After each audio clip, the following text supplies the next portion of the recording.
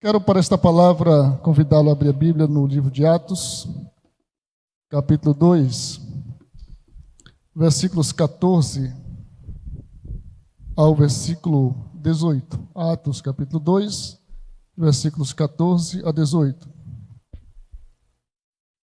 Pedro, porém, pondo-se em pé com os 11, levantou a voz e disse-lhes: Varões judeus e todos os que habitais em Jerusalém, seja-vos isto notório e escutai as minhas palavras. Estes homens não estão embriagados como vós pensais, sendo esta a terceira hora do dia. Mas isto é o que foi dito pelo profeta Joel. E nos últimos dias acontecerá, diz Deus, que do meu espírito derramarei sobre toda a carne, e os vossos filhos e as vossas filhas profetizarão, os vossos jovens terão visões, e os vossos velhos sonharão sonhos. E também do meu espírito derramarei sobre os meus servos e minhas servas naqueles dias, e profetizarão. Glória a Deus, palavra de Deus, parte do discurso de Pedro, quando estava diante dos irmãos judeus, que por sua vez estavam admirados com o grande sinal que foi o dia de Pentecostes. Capítulo 2 de Atos é um capítulo que marca a inauguração da Igreja de Cristo com a descida do Espírito Santo. Era uma promessa do próprio Senhor Jesus de enviar um outro Consolador depois que ele voltasse para o Pai. E os discípulos ficaram aguardando esta promessa, que também era uma promessa do próprio Pai de derramar do seu Espírito sobre toda a carne. E nós sabemos que os discípulos de Jesus ficaram pelo menos 10 dias depois da ascensão de Jesus, aguardando essa promessa. Eles não sabiam que duraria 10 dias, mas eles ficaram aguardando, e como temos registrado em Atos, eles ficaram orando incessantemente. E de repente, no 50º dia depois da Páscoa, depois da morte de Jesus, depois da ressurreição de Jesus, os discípulos estavam assentados, como temos a referência no início do capítulo 2 de Atos, e de repente ouviu-se um som como de um vento veemente e impetuoso que encheu toda a casa em que estavam assentados. E foram vistas repartidas sobre eles línguas como que de fogo. Ou seja, quem olhava via sobre cada um dos 120 irmãos que estavam reunidos línguas como se fosse de fogo. E pousou sobre cada um deles. E aí o texto diz que todos foram cheios do Espírito Santo. E esse enchimento do Espírito Santo levou eles a falarem em línguas diferentes, que eles não conheciam. E diz a Bíblia que aquele som, aquela voz, aquele barulho, chamou a atenção da cidade. E as pessoas ouviram aquele barulho e se juntaram até aquele local onde eles estavam reunidos.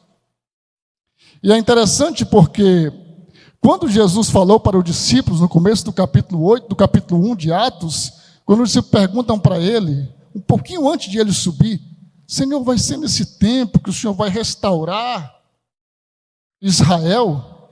E ele diz: olha, isso não é bem da conta de vocês ainda. Isso é com o Pai. Mas vocês vão receber virtude, vão receber poder do céu, e aí vocês vão ser testemunhas, tanto em Jerusalém, como em toda a Judéia e Samaria, e até os confins da terra. E enquanto ele falava isso, diz a Bíblia, Lucas registra, que Jesus foi sendo elevado ao céu, e foi subindo, e os discípulos fitando, olhando aquele episódio diferente, inédito, e de repente uma nuvem cobriu ele. E os anjos chegaram e deram algumas instruções para os discípulos, e eles voltaram para Jerusalém. Eles já sabiam que seriam testemunhas. Eles sabiam que o seu ministério iria sair de Jerusalém, iria para a Judéia e Samaria. Veja que os samaritanos não eram benquistos para os judeus. Eles sequer falavam, conversavam com os samaritanos, mas sabiam pela promessa de Jesus que eles seriam testemunha também para os samaritanos. Só que iria além disso, iria chegar também a nós, iria chegar aos confins da terra. Mas qual seria a mensagem? Qual seria o método? Como seria que eles começariam esse ministério? E a instrução de Jesus era que eles permanecessem em Jerusalém até que fossem revestidos de poder. E eles acreditaram nessa promessa e ficaram em Jerusalém.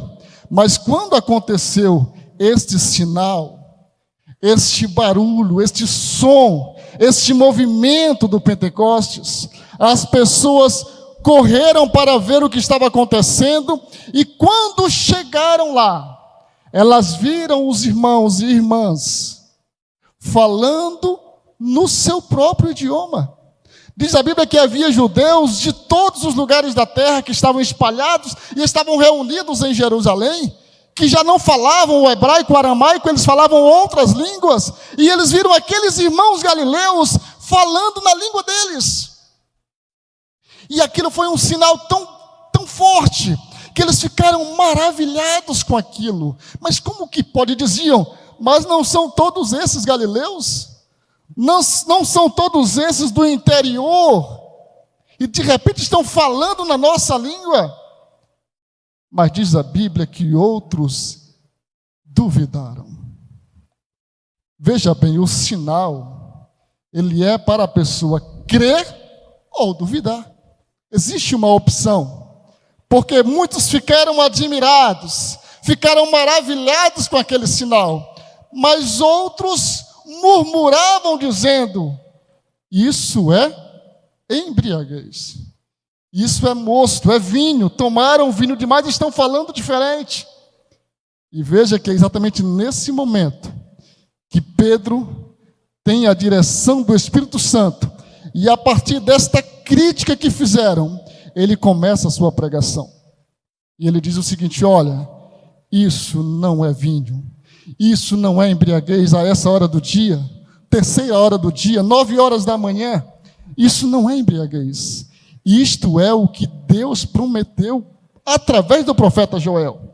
E aí nós temos esse texto maravilhoso, quando ele fala que Deus havia prometido que nos últimos dias derramaria do seu Espírito sobre toda a carne, de forma indistinta, velhos e jovens, pobres e ricos, patrões e servos, judeus e estrangeiros, todos seriam visitados pela presença do Espírito Santo, de modo a derramar, a transbordar. E aí nós temos esse episódio que, a partir desta pregação de Pedro, interessante que nem precisou ele fazer o apelo lá na frente. A certa altura do seu sermão, as pessoas perguntam, que faremos, varões e irmãos? O que nós faremos agora diante de tudo isso? E aí então Pedro oferece para eles a oportunidade de aceitarem a Jesus. Veja que o sinal deu para eles a opção de crerem ou duvidarem. Assim como hoje a pregação é exposta para todos nós, para as pessoas que nos assistem. E sempre teremos a opção de crer ou duvidar.